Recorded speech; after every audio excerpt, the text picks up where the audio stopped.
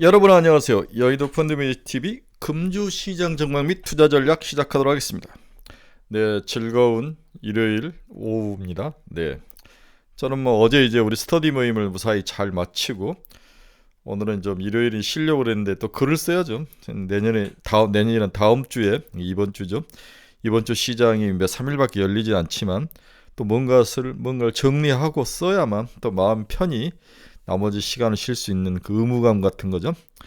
숙명이죠. 글 쓰는 거 분석하고 이런 건 숙명인데 우리 어제 스터디 모임에 이제 저는 이제 시장 전망을 이야기했고 그 다음에 우리 제약바이오, 그 다음에 반도체 이렇게 너무 좋았던 그런 시간이었던 것 같습니다.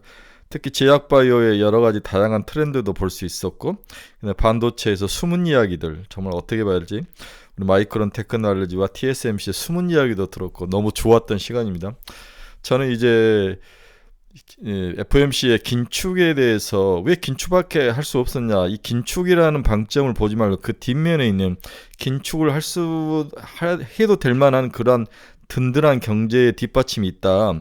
이게 더 오히려 중요한 거다 같다. 이 점을 또 역으로 생각해서 봐야 되는 게 아니야.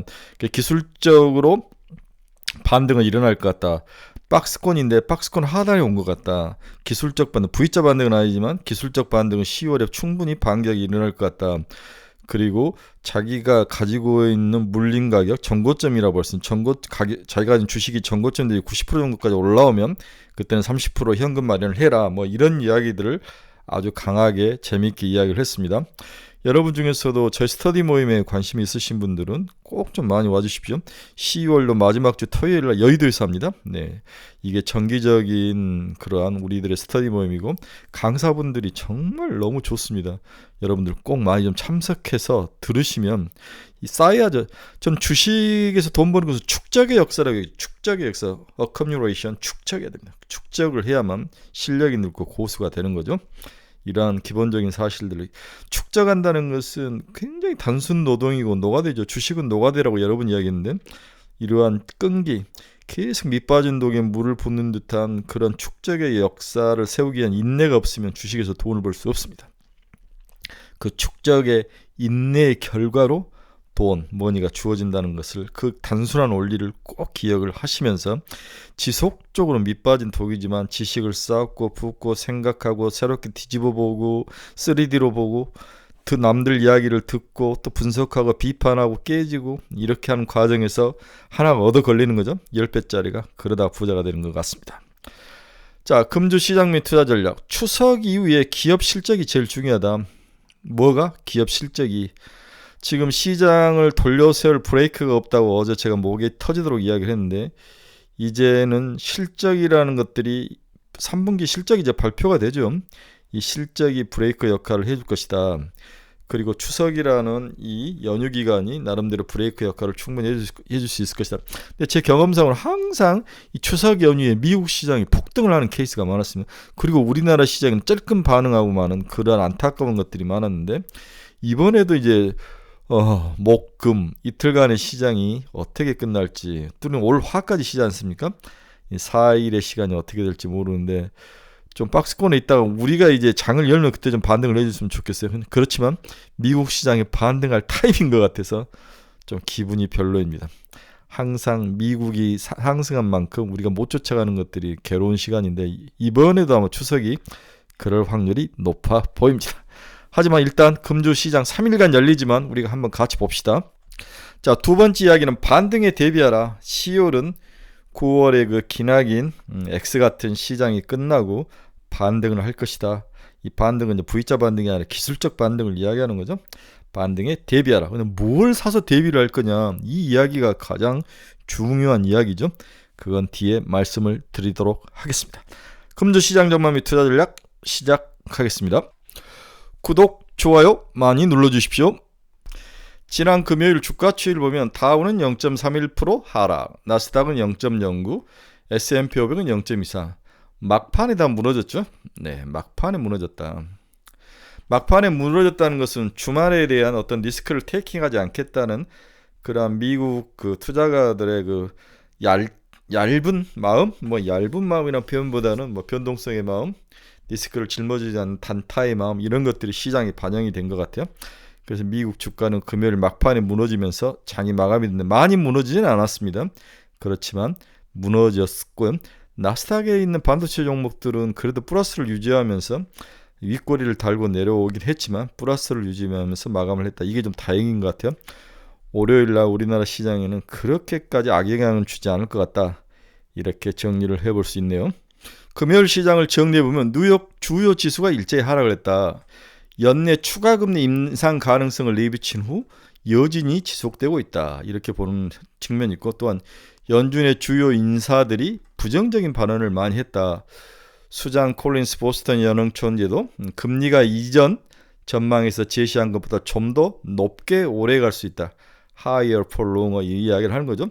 추가 긴축은 확실하게 논의해서 배제되지 않을 것이다.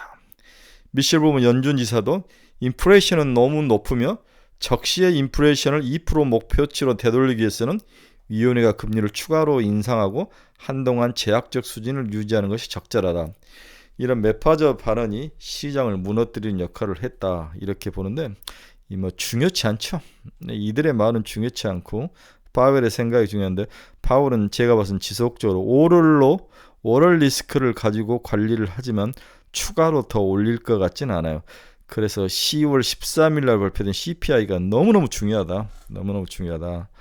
그래서 10월 13일 날 발표된 CPI가 좀 떨어져 준다면은 11월에 금리는 올리지 않을 것이다. 뭐 이런 생각이 해보는 거죠.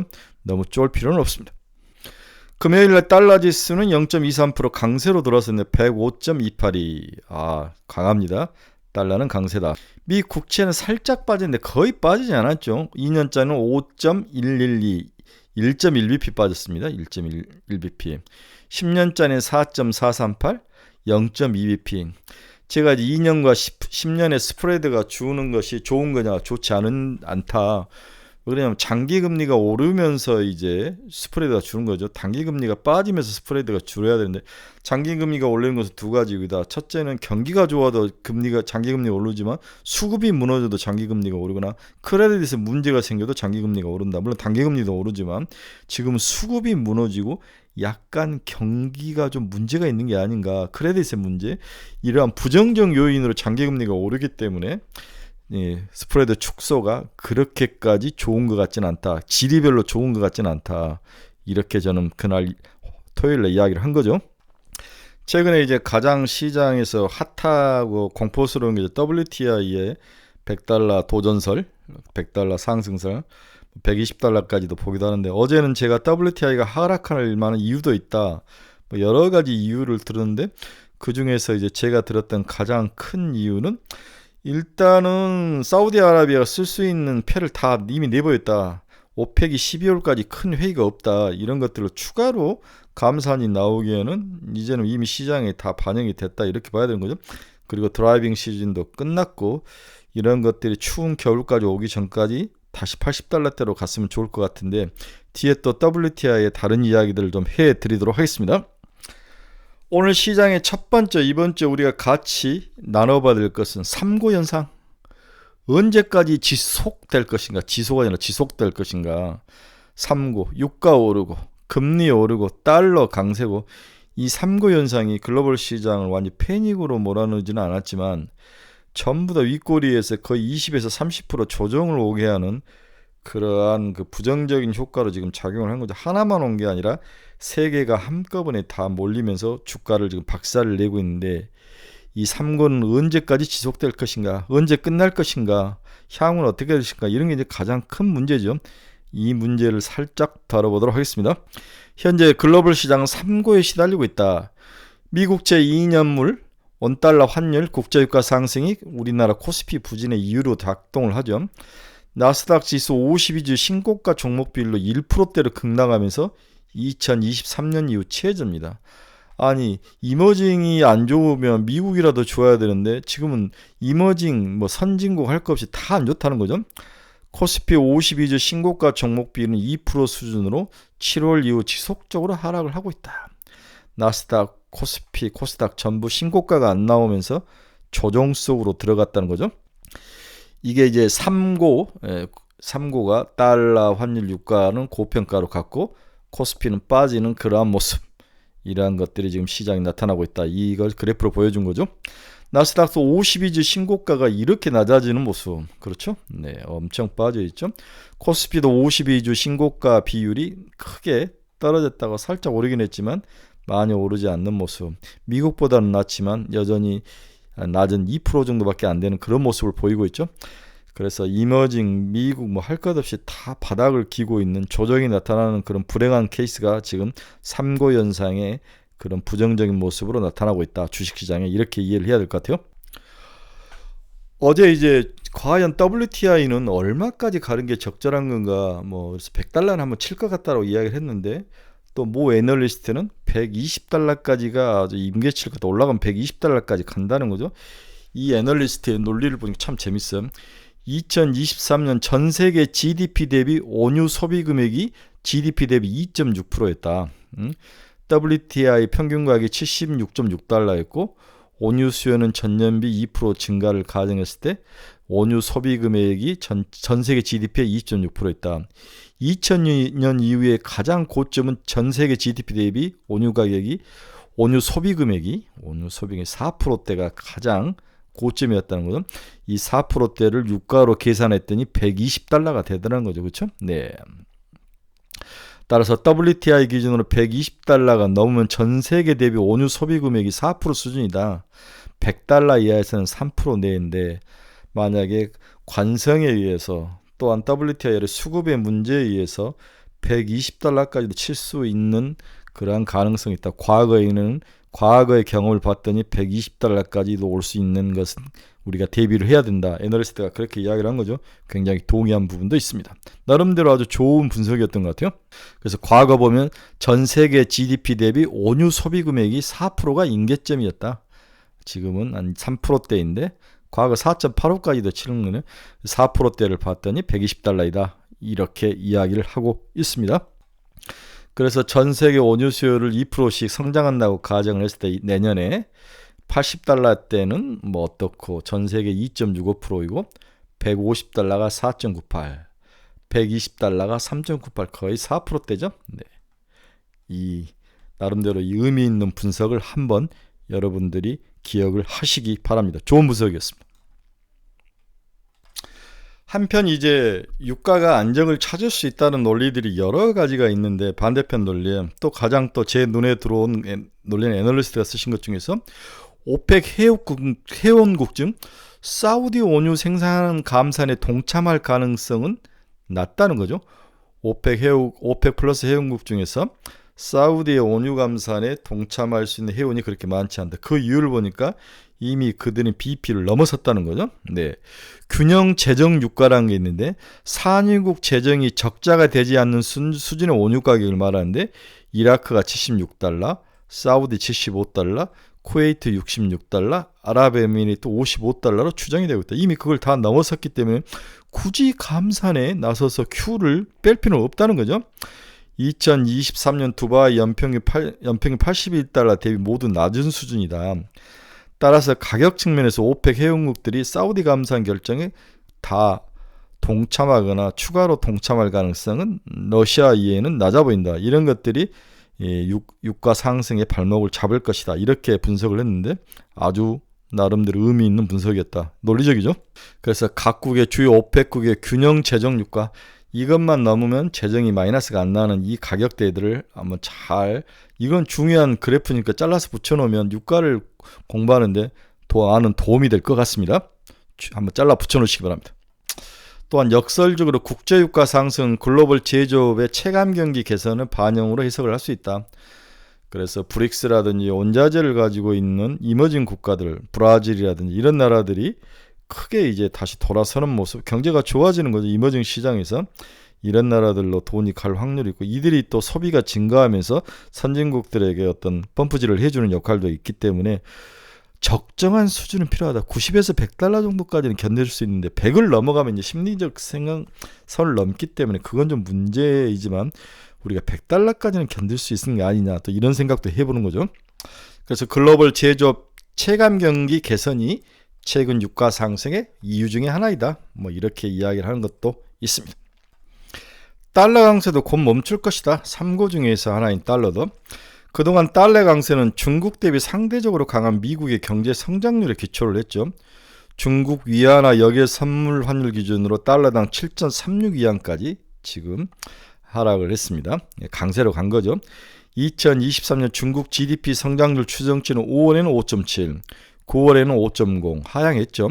그 다음에 4.5까지도 내려온 상황인데 24년에. 반면 미국은 GDP 성장 추정률이 1.1에서 2.0, 24년에는 0.9, 0.8에서 0.9, 올해가 좋고 내년 좀 내려오네요. 이렇게 해서 미국의 경제 성장률이 중국을 앞서면서 달러 강세가 나타나는 가장 근본적인 이유다.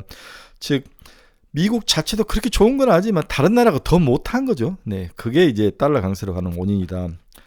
그러나 최국 중국의 성장률이 바닥에서 반등하는 모습이 나타나고 있다. 이 부분이 달러 강세를 좀 돌려 세울 수 있는 게 아닌가. 9월에 발표된 중국 경제지표는 낮아진 기대치를 충족하고 있다. CT 중국 경기 서프라이즈 지수도 반등하면서 기준선 0에 근접해서 올라오는 모습이 나타나고 있다. 중국 GDP 대비 민간 신용 비중도 24.6%로 전월 대비 5개월 만에 반등을 했다. 민간 신용 비중이 좋다는 것은 경기가 바닥을 치고 올라왔다는 거죠. 돈 쓸 데가 생겼다는 거죠. 정책 강도가 약하긴 하지만 통화 확장 정책을 기반으로 한 중국 경기 사이클 개선 가능성도 높다. 즉 미국 대비 너무 낮게 그리고 기대감도 낮고 센티도 낮고 숫자도 낮았던 중국이 서서히 돌아서는 가능성, 이게 정말 가능하다면 달러 강세는 좀 돌려 세울 수 있는 게 아닌가, 이 기대감이 있는 거죠. 지난달에 이제 벽개온인지 벽개순지 중국의 부동산 업체 때문에 글로벌 시장이 난리가 났는데 그 이야기 쏙 들어가 버렸죠. 들어가면서 중국의 부동산도 이제 바닥을 다 친 게 아닌가. 중국 PMI 신규 주문 지수가 5월에 저점을 기록하고 6월에도 PPI가 저점을 기록하고 반면 중국 주택 가격은 YY로 반등이 기대되는 시점에 있다. 신규 주택가격 지수가 YY로 16개월 연속 마이너스 정도를 기록하면서 이젠 어느 정도 저점을 형성할 가능성이 높아 보인다. 중국 부동산이 살짝만 돌아서도 중국의 성장률이라든지 소비가 크게 증가할 수 있는 가능성, 이러한 것들로 달러 강세가 좀 멈춰 세울 수 있는 그러한 희망, 한 줄기 크지는 않지만 100% 계속 달러가 강세로만 갈 수 있는 거냐, 거기에 대한 반론들이 있다는 거죠. 어제도 이야기했는데 두 번째 주제는 중국에서 외국인들이 지금 매도로서 공격을 했는데 이젠 순매수로 전환이죠. 전환 기대감이 있다. 외국인들이 중국에서 돈을 빼서 한국으로 들어온 게 아니라 지금 일본에 가 있다는 게 제 기본적인 생각이죠. 그래서 일본에서 많이 먹었으니까 거기서 빠져나와서 다시 중국으로 간다면 한국과 대만으로도 돈이 들어올 가능성은 있다. 지금 중국과 대만과 한국을 하나로 엮어서 매도를 치고 일본을 매수하는 그런 모습인데 이게 반대로 갈 시기가 된 거죠. 중국의 그러한 불행이 한국과 대만에는 과거와는 아주 큰 연동은 없지만 그런 연동은 있고, 그 돈이 옛날에는 빠져서 한국과 대만으로 좀 왔는데 지금 일본으로 가 있는 거죠. 일본이 금리를 올리지 않으면서 이제 일본 엔화에 대해서 지속적으로 약세로 들고 가면서 수출을 살리는 정책을 쓰는데 이것도 이제 한계에 있는 거라는 거죠. 어느 정도 먹었으면 다시 토해내야죠. 그래서 한국으로 돈 유입에 제한한 가능. 지금 외국인 자금이 많이 빠져나가고 있지 않습니까? 이러한 부정적인 요인들이 곧 돌아설 가능성, 이게 10월이면 살짝 나타날 가능성이 높아 보입니다. 개인적으로. 그래서 MSCI 차이나에 포함된 신흥국 ETF로 자금 유입이 기대가 되어 있다. 참고로 해당 ETF 내 국가별 투자 비중을 보면 중국이 27%, 인도가 16%, 대만이 15%, 한국이 13%, 브라질이 6% 돼 있는데, 와, 이게 이제 TSMC 때문에 대만과 한국이 엎어져 있는데 이것도 자존심 상하죠. 대만 같은 나라에 엎어져 있는 상황, 이 나라 이 정부 정신 똑바로 차야 됩니다. 일본보다도 지금 경제 성장률이 안 나오는데 정치 싸움을 하고 있는 것은 문제가 있죠. 경제 살리기를 해야죠. 바보야, 지금은 경제가 문제야. 이렇게 이제 옛날에 클린턴의 그 선거 캠페인처럼 바보야, 경제가 문제야, 이게 곧 나와야 될 것 같아요. 우리가 대만에게도 지고 있다는 건 정말 자존심 상한 일이죠. 그래서 달러 대비 위안화 강세로 전환 시 신흥국 ETF로 자금이 들어올 것이다. 국내 증시로 외국인 자금 유입도 가능하다. 이렇게 지금 마이너스로 MSCI 이머징 마켓 ETF 누적 자금 펀드 플로우가 좀 마이너스인데 이게 이제 돌아서는 거죠. 그렇다면 하나의 박스권으로 묶여있는 한국, 대만, 그 다음에 중국으로 돈이 들어온다면 인도, 우리도 이제 어느 정도 외국인 자금이 빠져나가는 것들이 유턴에 대한 수혜는 있을 것이다. 이게 이제 10월 이후에 나타날 가능성에 대해서 저는 기대감이 있다는 거죠. 자, 3고 현상에 의해서 이제 주식 시장이 박살이 나 있는데, 그러면 이 3고 현상 속에서도 조금씩 3고 현상이 이제 극에 달해 가는데, 이 극에 달한 것들이 좀 멈추고, 또한 플러스 요인으로 CPI가 생각보다 더 하락한다면 당연히 우리 10월 이후에 우리나라 주식시장은 기술적 반등은 충분히 가능한 게 아닌가, 이게 이제 제 생각이죠. 그러면 CPI는 우리가 생각한 것처럼 지속적으로 내려오다가 지난달 위로 튀어 올라왔는데 다시 내려올 가능성은 없는가, 이 부분을 잠깐 또 점검해 보는 것도 의미 있는 일이죠. 여러 요인이 있지만 미국 소비 경제가 정체 가능성이 있다. 가계는 드디어 이제 직업을 구하기 시작했고 정부는 지출을 줄이고 있다. 이 두 개가 이제 양수 겸장으로 함께 부정적인 요인으로 작용을 하면서 그동안 소비가 강하게 일어나면서 이제 CPI가 잡히지 않았는데, 이게 이제 반대 역으로 CPI를 잡을 수 있는 요인으로도 나타날 수 있다. 이 이야기를 하고 싶은 거죠. 미국 개인 저축률은 평균 6에서 7%, 현재는 3.5%까지 하락한 상태이다. 돈을 거의 다 소진을 한 거죠. 미국 구직 대비 기업의 구인 비율이 1.5배로 높은 수준을 유지하고 있지만 2023년 지속적으로 하락하고 있다. 2010년에서 19년까지 평균 1.0배밖에 안 된 거죠. 미국 재정적자 GDP 대비 2023년 2분기 마이너스 8%, 3분기 4분기는 마이너스 5%대로 예상이 되면서 재정적자를 줄인다는 것은 돈을 풀지 않는 거죠. 추가적으로 늘어나지 않을 경우 소비 심리도 현재 정점일 가능성이 높아 보인다. 가계는 돈이 점점 말라가고 있고, 여기에 돈을 지속적으로 대줬던 정부도 주머니를 이제 슬슬 닫고 있는 모습, 이게 양수 겸장으로 쌍수로 나온다면 결국은 우리가 그렇게 고민했던 CPI를 어느 정도 끌고 내려올 수 있는, 잡을 수 있는 요인은 있다라는 것을 여러 요인 중에 제가 이 요인을 여러분들에게 이야기를 해드리고 싶네요. 또한 이제 저만의 생각인데, 최근에 보니까 미국과 중국이 싸움만 하는 게 아니라 무역이 다시 증가로 돌아선다. 이 부분은 굉장히 중요하죠.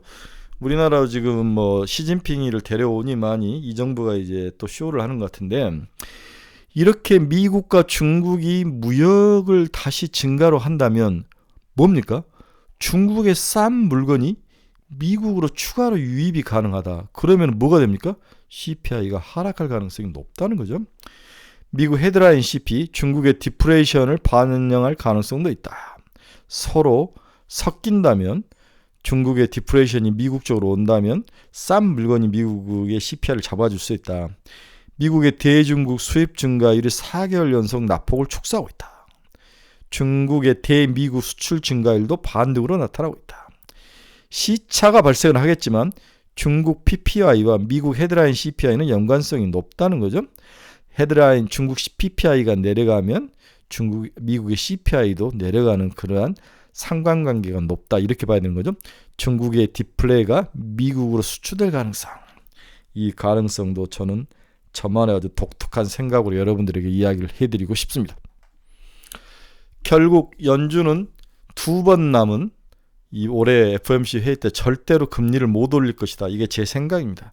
지금 미국의 고금리 환경이 지속되면서 연준의 기준금리를 추가로 인상할 필요성이 약화가 되는 거죠. 미국 실질 GDP 성장률과 CPI 성장률을 더해서 보면 2023년 2분기 6.1%, 명목금리가 그렇다는 거죠. 네, 성장률과 CPI를 하면 3분기 5.6, 4분기 4.6으로 낮아지면서 현재 기준금리 5.5를 밑돌 것으로 예상이 되고 있다. 경기가 안 좋아지는 거죠. 참고로 2024년 상반기에는 3%대까지 하락할 전망이다. 이렇게 놔둬도 되는데 굳이 금리 인상을 할 필요는 없는 거죠. 시간이 지날수록 연준의 추가금리, 기준금리 인상 필요성은 약화가 될 것이다. 3분기 말에서 4분기 초 시중금리가 정점을 형성한 이후에 내려올 가능성이 높아 보인다. 3분기 말은 뭡니까?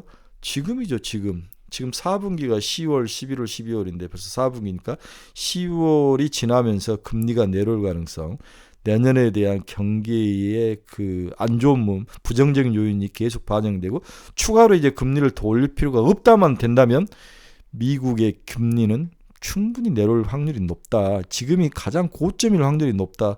추가로 더 올라가는 것은 무리가 있어 보인다는 게 이제 제 생각이죠. 그 다음에 이제 수급의 문제인데 지금 중국하고 러시아하고 사우디아라비아가 미국 국채를 사주지 않으면서 이 난리가 난 게 아닙니까? 네, 이 난리가 났고 또 일본이 엔화가 약세이면서 일본에서 또 미국 국채를 팔고 주식으로 들어오는 그거 엔캐리 트레이딩 뭐 이런 것들 때문에 이제 지금 수급이 무너져 있는데 미국이 추가로 이것을 용납하지는 않을 것이다. 이렇게 봐야 되는 거죠. 따라서 일본 엔화 강세, 그다음에 달러 수급의 달러의 약세 이런 걸로 전환이 되고 그렇다면 미국의 금리도 지속적으로 강세로만 갈 수 없는 분위기가 형성이 될 것이다. 그렇다면 3고 현상으로 해서 주가가 박살났던 게 4분기 10월 이후에는 풀릴 가능성이 높다. 저는 이 이야기를 여러분들이 해드리고 싶은 거죠. 자, 그러면 이제 금주 3일 남은 동안 우리는 투자 전략을 어떻게 세워야 될 것인가, 이 부분이 제일 중요한 우리들의 전략 핵심 키포인트죠. 금주 투자 전략은 뭐냐, 이것을 한번 같이 알아보도록 하겠습니다. 세 번째 주제는 금주 투자 전략. 향후 투자 전략은 금주 운영 전략의 특징은 10월 기술적 반등을 대비한 선점 전략이 필요하다. 오예, 이거 제가 1번으로 말해주고 싶은 이야기죠. 기존의 가격 조정이 충분한, 이제 추운이 아니라 충분한 로봇, 반도체, 자율주행, 제약바이오 이 4개 빅섹터를 중심으로 순환매가 다시 돌아올 것이다. 많이 빠진 종목 위주로 순환매가 돌아올 것이다. 지금 5G 온갖 잡주들, 금융 이런 애들은 글쎄 저는 뭐 배당 그렇게 좋아하지 않아서 배당은 배당하려고 주식하는 사람들은 바보죠. 네, 바보입니다. 물론 뭐 돈 많은 사람들은 뭐 금리 5% 6% 따박따박 먹는 거 좋죠. 배당을 먹기 위해서 주식하는 사람은 좀 바보죠. 네. 제가 그래서 돈을 못 번지는 몰라도 네. 뭐 하루에 10%씩 넘게 버는 건데. 자, 첫 번째 로봇을 한번 봅시다. 두산 로보틱스가 10월 5일 날까지 10월 상장됐는데 그때까지 미끼죠. 이번 주는 두산 로보틱스 상장 전에 굉장히 브라이트한 면들, 33조라는 돈이 쏠려 들어간 면들이 계속 이야기가 되면서 미끼 역할을 할 것이다. 그러나 IPO 호재는 오래가지 못하죠. 10월 5일 날 고평가되고 저평가되고 이렇게 26,600원짜리가 뭐 3만원, 5만원, 6만원 뭐 찍고 올라오면 그 다음부터는 빠질 확률이 높아 보인다. 그렇다면 로보틱스 같이, 로봇주들 같이 무너질 확률. 따라서 상장되고 주가가 치고 올라가서 막 한호할 때 이제 팔아야 된다. 로봇주는 그렇게 하든지 아니면 산업 자체의 매력이나 모멘텀 등을 보고 개별 종목의 모멘텀을 뭐 M&A라든지 지분 투자라든지 이런 걸 보고 투자를 해야지, 두산 로보틱스 IPO를 믿고 투자하는 것은 그냥 미끼 상품일 뿐이다. 이렇게 이해를 해야 되는 거죠. 자, 테슬라, 로봇의 테슬라 이야기를 좀 해봅시다. 좀 다른 이야기인데, 테슬라에서 모터 등 로봇 기구 설계 엔지니어부터 로봇 소프트웨어, SLAM 뭔지는 모르겠는데 머신러닝, 생산관리 등 50여 건에 달하는 테슬라 BOT 관련 직무 채용이 진행 중이다. 오호, 테슬라에서 로봇 관련 산업들을 뽑고 있다는 거죠. 지난해 10월 개최된 AI 데이 파트 2에서 휴머노이드 프로토타입이잖아요. 휴머노이드 프로토타입을 공개한 이후 올해 3월 인베스터 데이와 5월 유튜브를 통해서 보행 능력 개선과 손을 활용한 작업, 주변 환경 인식, 사람의 움직임을 통한 AI 학습 등 로봇 개발 현황을 지속적으로 업데이트한 바 있죠. 이제 곧 10월에이면 또 개최될 예정입니다. 테슬라 도조와 이를 활용한 FSD의 성능 개선 기대감과 더불어 빠르면 내년부터 일부 공장에서 테스트를 적용할 것으로 알려진 테슬라의 로봇 산업에 대한 기대감으로 시장은 기대감을 높일 것이다. 오히려 이렇게 두산 로보틱스 같이 미끼 상품이 아니라 근본적으로 세상을 변화시킨, 생산 방법을 변화시킬, 제조 방법을 변화시킬 AI와 연관되어 있는 이러한 로봇 산업의 미래를 보고 투자해서 우상향 고래를 믿고 견디는 전략, 이게 더 오히려 바람직하다는 거죠. 뭘 보고 여러분들이 로봇 산업을 투자할지 모르지만 저는 이런 것들을 보고 투자하는 거죠. 두산 로보틱스 같은 미끼 산업은 저는 아예 보지도 않습니다. 그 다음에 서비스로 기타를 읽어보시는데 저는 이제 SPG를 여러분들에게 강력히 추천하죠. SPG 지금 8,900억 정도인데 이거 2조다.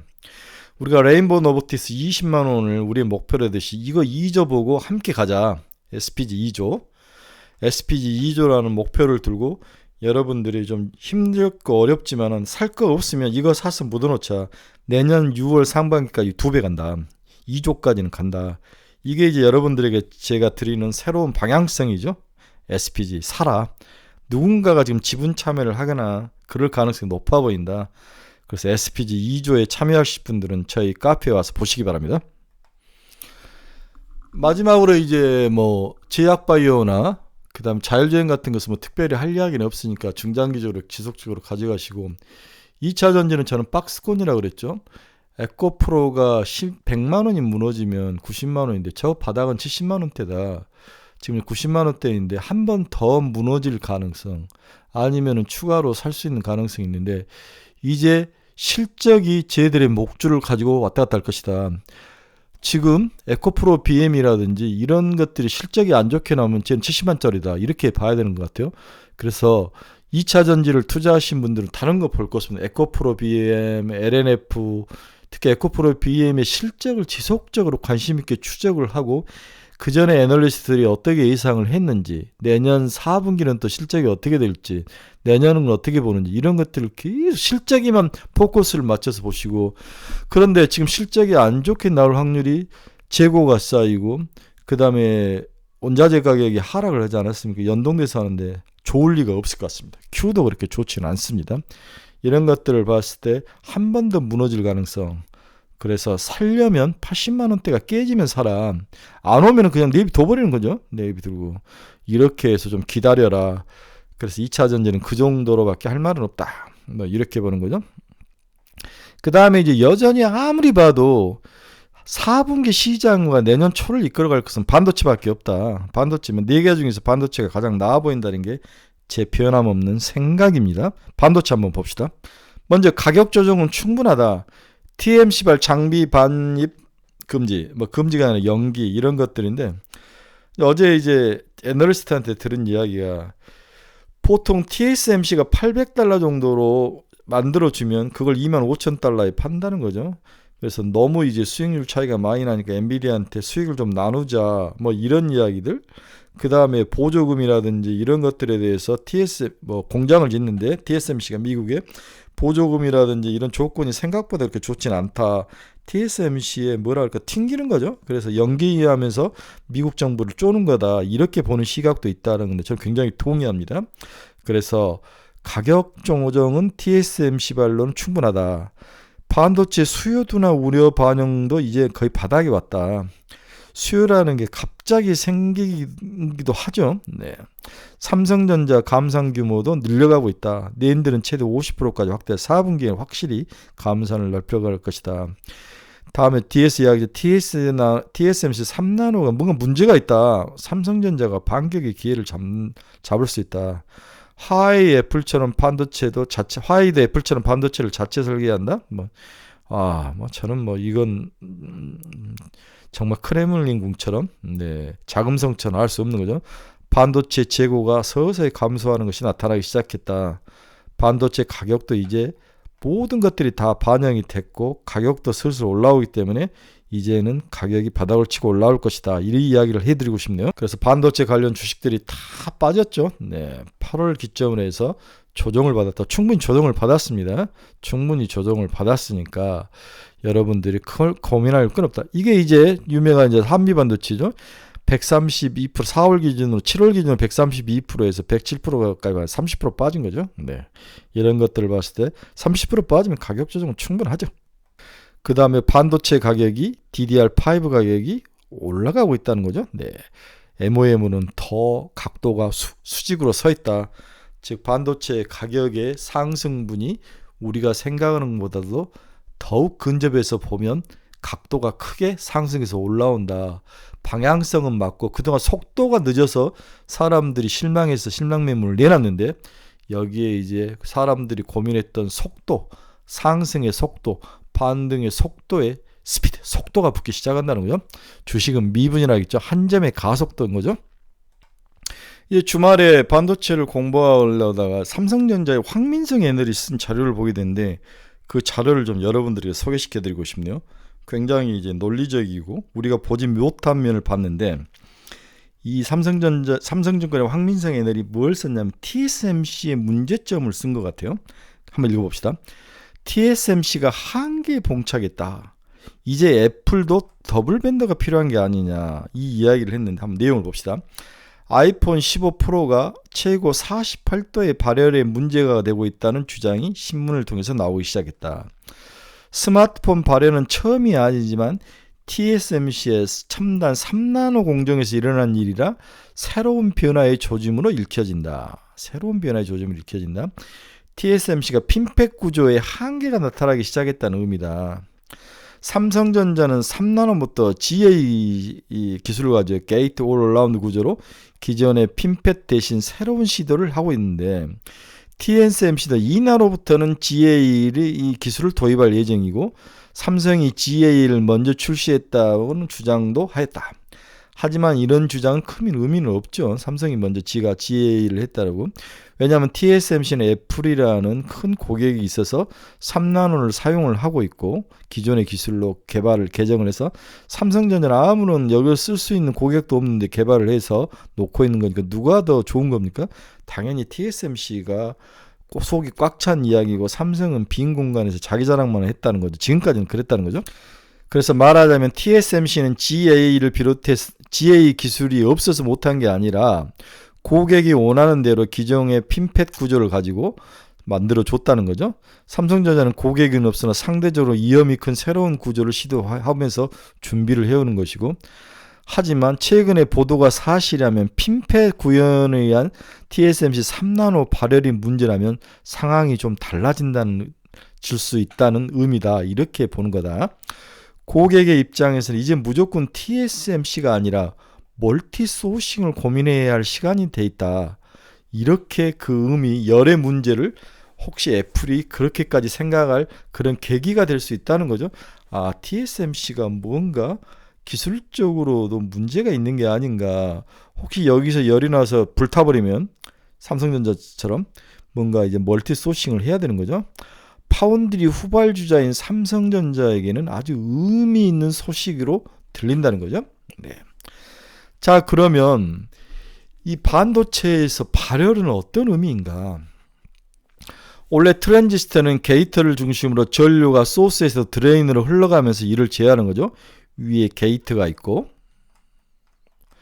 이게 소스이고 이게 드레인이죠. 소스에서 드레인의 거리를 몇 나노, 이게 이제 나노를 잰 거고 전자가 소스에서 드레인을 흐르는데 이걸 게이트가 열었다 닫았다 하면서 전력을 줬다 막았다 하면서 이 반도체를 조절을 하는 이 구조로 되는데 게이트 소스 드레인.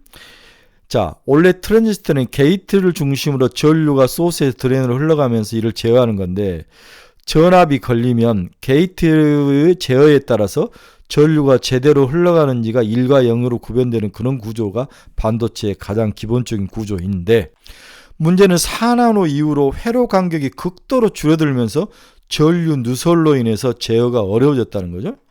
자, 무슨 말이냐면 여기서 소스이고 드레인이고 이 게이트가 열었다 닫았다 하면서 이 전류를 막았다 흘렸다 주면서 전류를 흘리거나 조율하는데 이 간격이 소스에서 드레인 간격이 더욱 이렇게 좁아지는 거죠.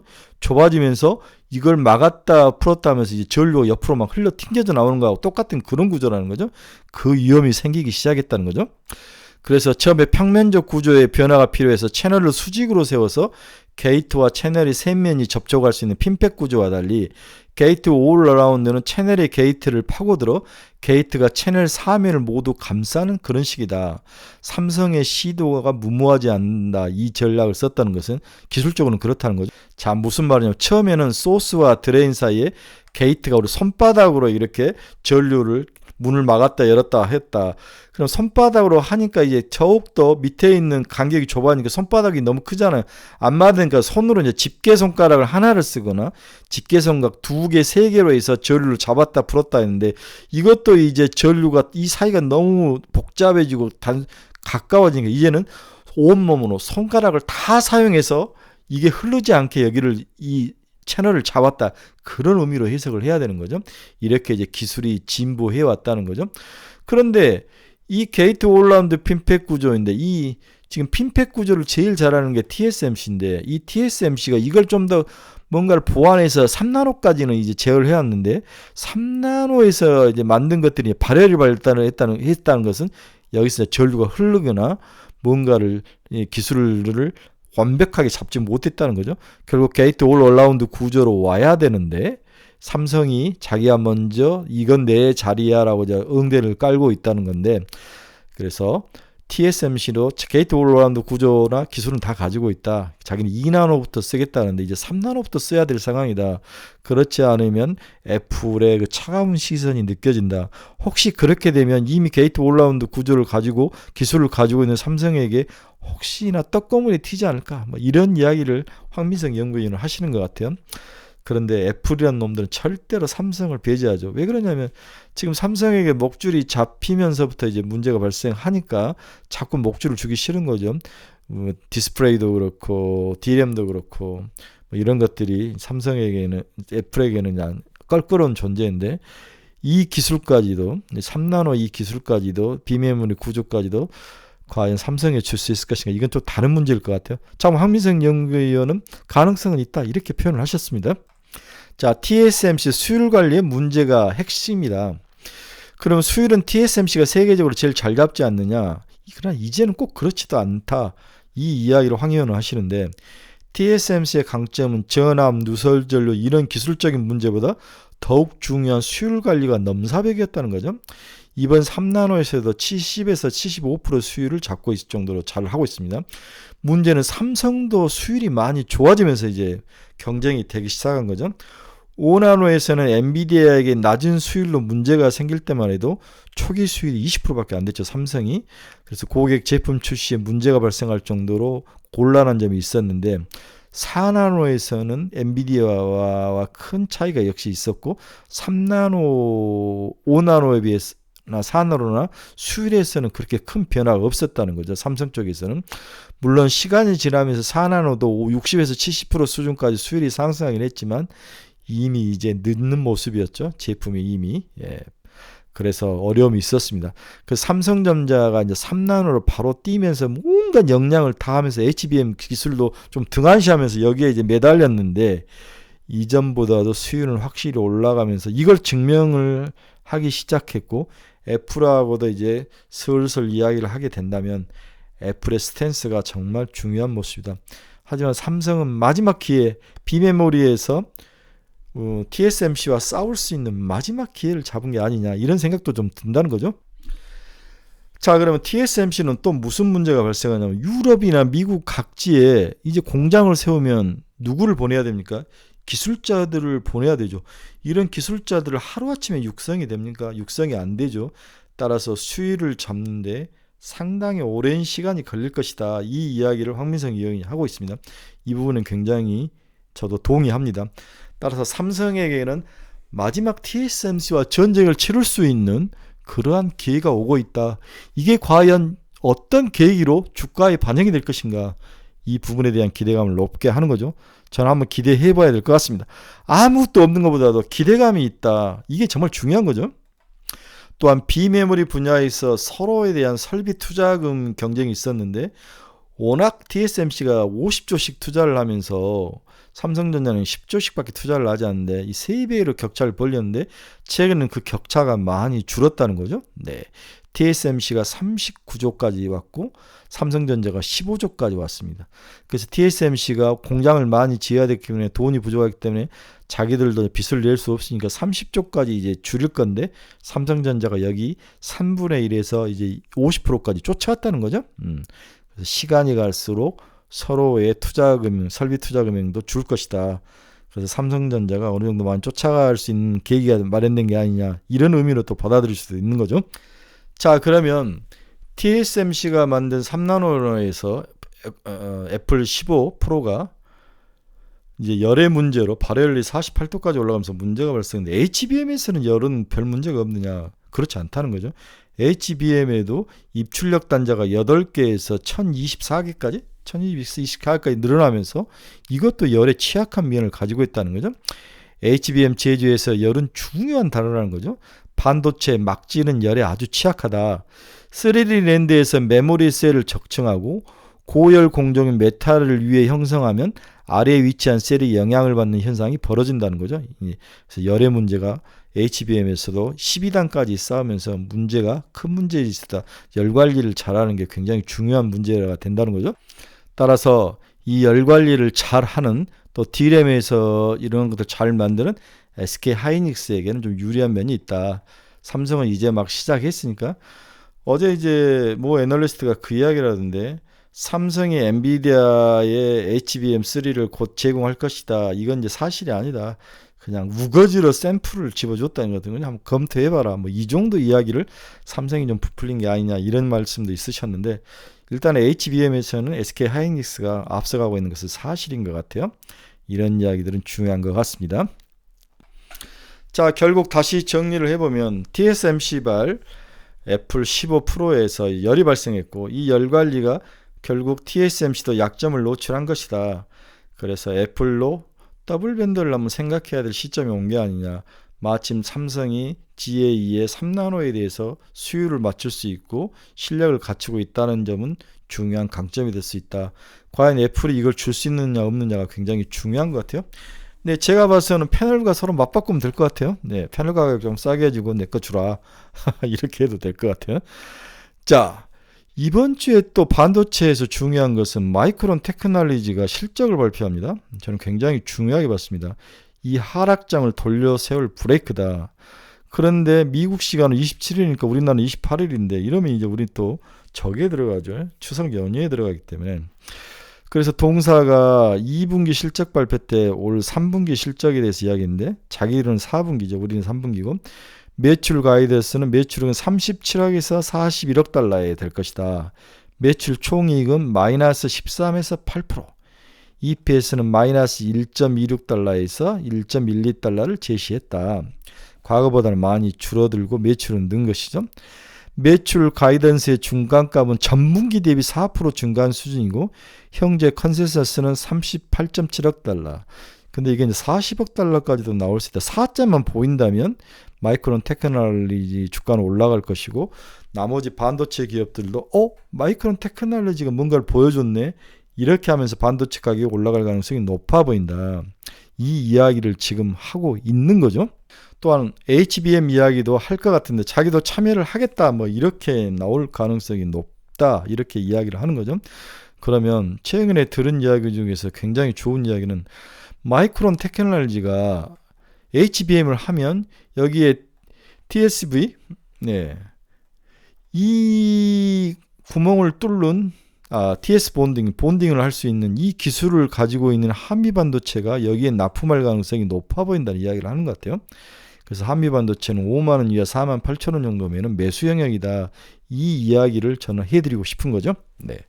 만약에 한미 반도체가 마이크론 테크놀로지에게 공정 장비, TC 본딩 공정 장비를 납품만 할 수 있다면 굉장히 유리한 환경에 녹아 있을 수 있다. 이렇게 이야기를 해드리고 싶습니다. 그래서 마이크로 테크놀로지는 뭐 가격이 크게 빠지지도 않고 오르지도 않고 박스권 안에서 움직이는데 최근에 그렇게 좋은 모습은 아닙니다. 결론적으로 반도체 입장에서는 다시 HBM 후공정 이야기, 어드밴스드 이 패키징으로 다시 올 가능성이 높은 거죠.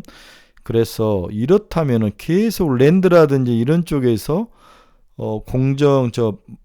웨이프 투입량을 줄이고 감소를 시킨다면 소재는 아닌 것 같아요. 반도체 소재는 아니고 전공정이나 이런 것들은 좀 생각을 해봐야 되고 결국 다시 패키징 싸움인데 패키징 쪽에 있는 기업들이 역시 좋아 보인다는 거죠. 네, 검사, 열처리, 전공정 검사, 깎고 다듬고 자르고 패키징하고 한 걸 검사하고 이런 기업들을 다시 봐야 되는 게 아닌가. EO 테크닉스, 그렇죠? 네, 한미반도체, 테크잉, 엑시콘, 테스나, 두산 테스나 뭐 이런 애들, ISC 이런 종목들은 다시 봐야 될 것 같다는 생각이 듭니다. 여러분, 제가 반도체를 좋아하는 이유는 뭐 이런 기술적인 진보도 있지만 제가 가장 좋아하는 이유는 딱 하나예요. 메모리가 비메모리화 된다는 거죠. 여러분, 굉장히 어려운 말인데 이해하시겠습니까? 비메모리는 커스터마 되죠. 커스터마이즈든 고객이 원하는 대로 만들어주는 게 비메모리인데 이제 메모리도 그렇게 돼가는 거죠. 엔비디아용으로 HBM3를 만들어주고 다음에 이제 AMD 향으로도 메모리를 그렇게 만들어주고 그렇게 되면 고도의 기술과 기술 집약과 고객이 커스터마이즈 된 것들을 만들어주고 실력을 거기다 발휘해주고 고객이 갈리고 이렇게 하면 뭐가 올라갑니까? 가격이 올라갑니다. P가 올라갑니다. 그래서 단순하게 범용으로 쓰였던 메모리가 비범용, 스페셜라이즈 된다는 거죠. 반대로 가는 거죠. 원래 스페셜라이즈 돼가지고 커머더티 범용으로 제너럴 커머더티로 오는데 이젠 반대로 메모리가 그렇게 간다는 거죠. 제가 메모리를 좋아하는 이유가 바로 그거예요. 성격이 바뀌기 시작했다. 저의 이 짧은 생각을 여러분들이 어떻게 생각하는지 좀 이해를 해주시기 바랍니다. 마지막 결론 한번 봅시다. 모든 악재는 이미 시장에 선반영돼서 끝이 나간다. FOMC 긴축 가능성, 높은 CPI, 높은 금리, 유가 상승, 환율 약세 전부 다 안 나온 악재가 있습니까? 이미 시장이 다 선반영이 됐다. TMC 발 장비 입고 문제도 이제 시장이 선반영이 되겠죠. 두산 로보틱스 IPO 때문에 자금 빠져나간 것도 이미 다 끝났습니다. 추석 명절 자금도 올해일만 팔면 다 끝이죠. 그래서 이제 시장은 10월에 기술적 반등을 모색할 가능성이 높아 보인다. 이해하시겠습니까? 기술적 반등이죠. V자 반등이 아니라 기술적 반등. 박스권의 하단에 있다가 중간적으로 가는 정도. 그래서 첫 번째 시발점 브레이크가 바로 마이크론 테크놀로지 실적 발표다. 여기서 브레이크를 세운다면 충분히 반등의 계기를 마련할 수 있다. 따라서 10월에는 이제 이러한 그 첫 번째 브레이크, 두 번째 브레이크는 핵심은 기업 실적이다. 이제 실적 발표를 하는 거죠. 네. 특히 2차 전지 같은 기업들의 실적 잘 체크해야 된다. 그렇지 않으면 생각보다 두들겨 맞을 확률이 높다. 잘 보셔야 됩니다. 그래서 돈이 좀 남아있는 사람들은 많이 빠진 종목들을 좀 물타기를 하는 때가 된 것 같고 돈이 없이 물려있는 사람은 기다려야죠. 정중동에는 방법은 없습니다. 그래서 전고점 대비 90% 수준까지 올 때까지 박스권 상단권 올 때까지 기다렸다. 여기 오면 30% 현금 팔아서 마련해야 되죠. 네. 그래서 SPG, 뉴로메카, 한미반도체, EO 테크닉스, ISC, 두산 테스나, HD 현대기술, 유한양, 일라인일리, 미국 같은 기업들 이런 기업들을 이번 주에 제가 아주 좋게 보는 기업 중에 하나입니다. 네, 거의 1시간 동안 여러분들하고 목이 터지라고 이야기를 했는데 글쎄요, 뭐 들으실 분들은 듣고 또 뭐 건너뛰시면 건너뛰는데 제가 해주고 싶은 이야기는 다 했습니다. 네, 3일밖에 이번 주에는 영업이 열리지 않습니다. 하지만 여러분들 용기를 가지시고 이제는 팔 때가 아니다. 배에 힘주고 견디자.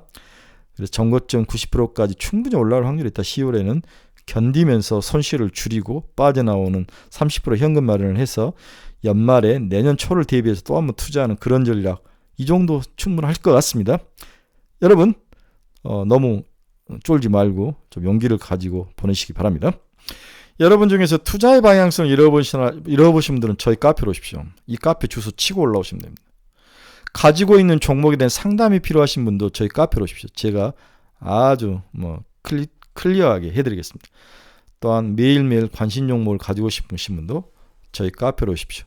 그래서 네임보 로보틱스 같은 것들 많이 개발해 드릴게요. 네, 즐거운 추석 명절이 오랫동안 끼어 있습니다. 또 고향 가실 분들, 부모님 뵈실 분들 여러 가지 바쁜 일이 있지만 주식 공부도 잊지 말아야 됩니다. 집중하고 유튜브에서 다양한 이야기들 좀 듣고 분석하고 아닌 건 아니고 보시기 바랍니다. 네, 여러분 긴 시간 감사합니다. 이번 주에도 대박나는 한 주가 되시길 바랍니다. 추석 명절 이후에 화요일 저녁에 또 방송으로 뵙도록 하겠습니다. 여러분 감사합니다.